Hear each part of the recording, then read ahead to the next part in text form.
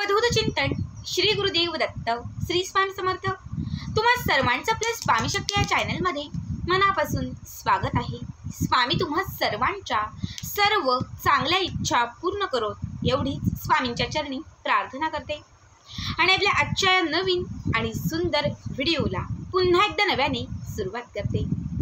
मित्रांनो बघा, उद्या 23 एप्रिल मंगळवार अत्यंत महत्त्वाचा आणि सर्वात मोठा दिवस। आपल्यापैकी सगळ्यांनाच माहिती असेल की उद्या आहे चैत्र महिन्यातील अत्यंत महत्त्वाची पौर्णिमा तिथी। बघा, पौर्णिमेचा जो दिवस आहे तो माता लक्ष्मीसाठी समर्पित आहे। या दिवशी माता लक्ष्मीला प्रसन्न करण्यासाठी, घरात बरकत आणण्यासाठी, घरातील दारिद्र्याचा नाश करण्यासाठी आणि घरामध्ये असणारी जी काही लक्ष्मी असेल तिला स्थिर करण्यासाठी तुम्ही जे काही उपाय कराल ते सगळेच उपाय हे लाखात एक असतात। बघा, पौर्णिमेचा दिवस हा स्नानासाठी, दानासाठी, दीपदानासाठी, तुळशी मातेच्या पूजनासाठी आणि गोमातेच्या सेवेसाठी अत्यंत महत्त्वाचा मानला जातो। आता उद्या पौर्णिमा म्हणजे चैत्र महिन्यातील पौर्णिमा आणि त्यामध्ये आलेली हनुमान जयंती, दोनही शुभयोग एकाच दिवशी आल्याने उद्याचा जो दिवस आहे तो उपाय आणि सेवा करण्यासाठी अत्यंत महत्त्वाचा आहे।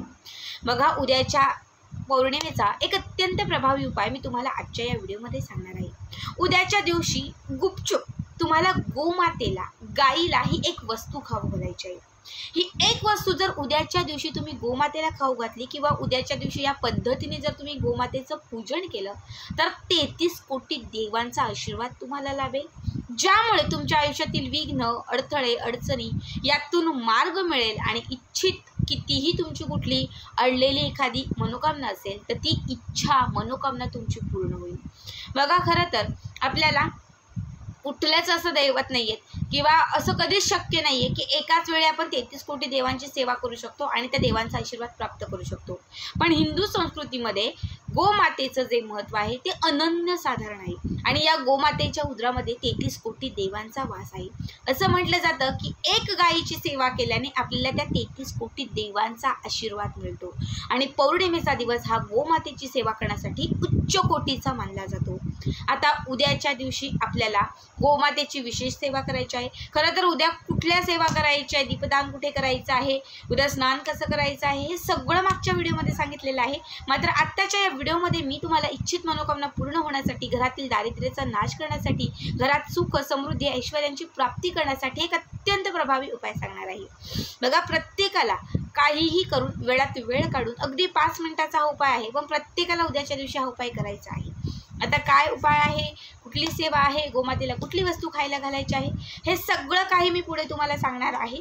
फक्त त्यासाठी आपला आजचा व्हिडिओ स्किप न करता शेवटपर्यंत बघा आणि जे कोणी आपल्या चॅनलवरती नवीन असतील त्यांनी लगेचच आपल्या चॅनलला सबस्क्राईब करा, कारण तुम्ही आपला चॅनल सबस्क्राईब केल्यामुळे मी पुढचे जे काही व्हिडिओ बनवेन ते सर्वात आधी तुम्हा सर्वांपर्यंत पोहोचतील। बघा, उद्या दिवसभरात कधीही ही सेवा किंवा हा उपाय तुम्ही करू शकतात।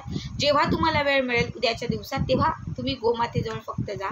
जर तुमच्या घराच्या आजूबाजूला गावात कुठे गोमाता नसेल तर सिटीतले लोक बघा असतात तर सिटीमध्ये प्रत्येक ठिकाणी गोशाळा झालेल्या आहेत, बऱ्याच म्हणजे अगदी जवळजवळच्या अंतरावरतीच गोशाळे झालेले आहेत। तर फक्त सर्च करा आणि तुम्ही गोशाळेत जाऊन हा उपाय केला तरीही चालेल। सगळ्यात अगोदर उद्याच्या दिवशी तुम्हाला जेव्हा तुम्ही उठाल, स्वच्छ स्नान वगैरे तुमचं झालं की त्याच्यानंतर तुम्हाला सगळ्यात पहिली एक चपाती बनवायची, एक रोटी बनवायची आहे। ठीक आहे, कणकेची बनवली तरीही चालेल किंवा गव्हाच्या पिठाची बनवली तरीही चालेल।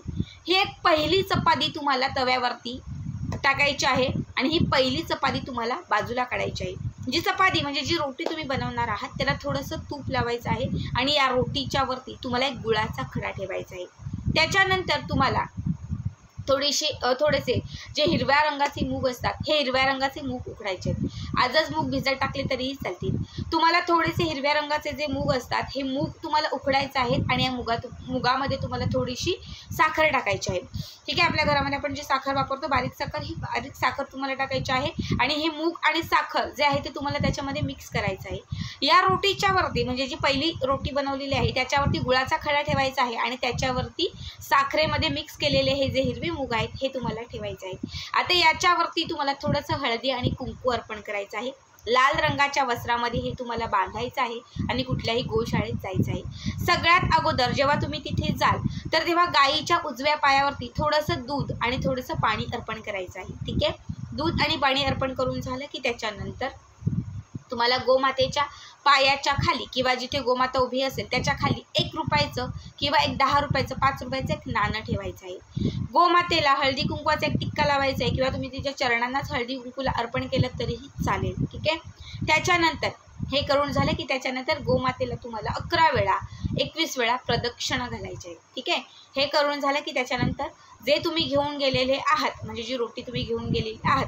तर ती तुम्हाला दोनही हातांच्या उंजळीत अशी पकडायची आहे आणि उंजळीत पकडून तुम्हाला गोमातेला ती खाऊ घालायची आहे। खाऊ घालत असताना तुमच्या मनात जी पण इच्छा असेल ती इच्छा तुम्हाला तिथे व्यक्त करायची आहे आणि ती इच्छा पूर्ण होण्यासाठी तुम्हाला तिला प्रार्थना करायची आहे। लक्षात ठेवा, तिला हे खाऊ घालत असताना तिची जीभ किंवा तिची थोडीशी तरी लाळ आपल्या या हातांना स्पर्श झाली पाहिजे, अशाच पद्धतीने तुम्हाला ते खाऊ घालायचं आहे। बघा, असं म्हटलं जातं की जेव्हा आपलं नशीब बदलतं, नशीब बिघडतं आपलं खरं तर, तेव्हा आपण ब्राह्मणांकडे ज्योतिषांकडे जातो आणि तेव्हा आपण सांगतो की माझ्या नशिबात काहीच चांगलं होत नाही, माझ्यासोबत काहीच धड होत नाही, माझी इच्छा पूर्ण होत नाही, सतत अडथळे येतात। तेव्हा ते आपले हात बघतात आणि या हातांच्या रेषावरून सांगतात की तुमचं नशीब बिघडलंय।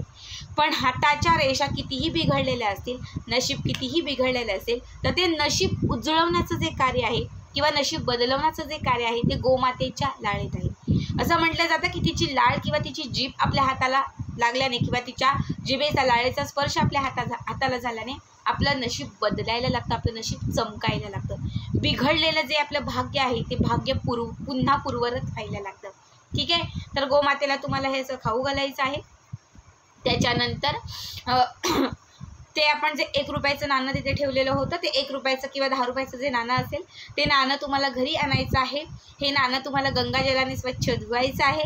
धुतल्यानंतर हळदी कुंकू अर्पण करून एका लाल फडक्यामध्ये बांधून ते सतत आपल्यासोबत ठेवायचं आहे। पर्समध्ये, पॉकेटमध्ये, तिजोरीत कुठेही ठेवू शकतात। बघा, या उपायाने तुमची आर्थिक परिस्थिती सुधारेल, तुमच्या आयुष्यामध्ये जे विघ्न आणि संकटे असतील ते टळून जातील, तुम्हाला 33 कोटी देवांचा आशीर्वाद मिळेल, ज्यामुळे तुमच्या आयुष्यामध्ये सर्व काही चांगलं घडेल। खरं तर हिरव्या रंगाचे मूग जे बुधग्रहाशी निगडीत आहेत आणि जेव्हा तुम्ही हिरव्या रंगाचे हे मूग गोमातेला खाऊ घालाल तेव्हा तुमचा बुधग्रह हा नीट होईल, तुमचा बुधग्रह हा मजबूत होईल, ज्यामुळे तुमची जी बौद्धिक क्षमता आहे ही बौद्धिक क्षमता वाढायला लागेल।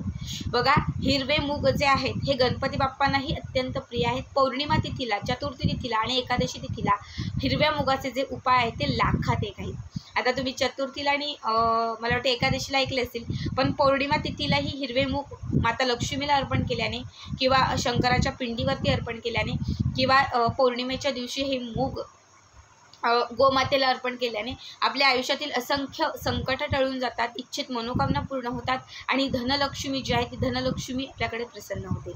ठीक आहे, तर अशा पद्धतीने उद्याच्या दिवशी गोमातेला आवर्जून हे खाऊ घाला आणि तिचा आशीर्वाद मिळवा, ज्यामुळे आपल्या इच्छित मनोकामनाही पूर्ण होतील आणि आणलेली कामेही मार्गी लागतील।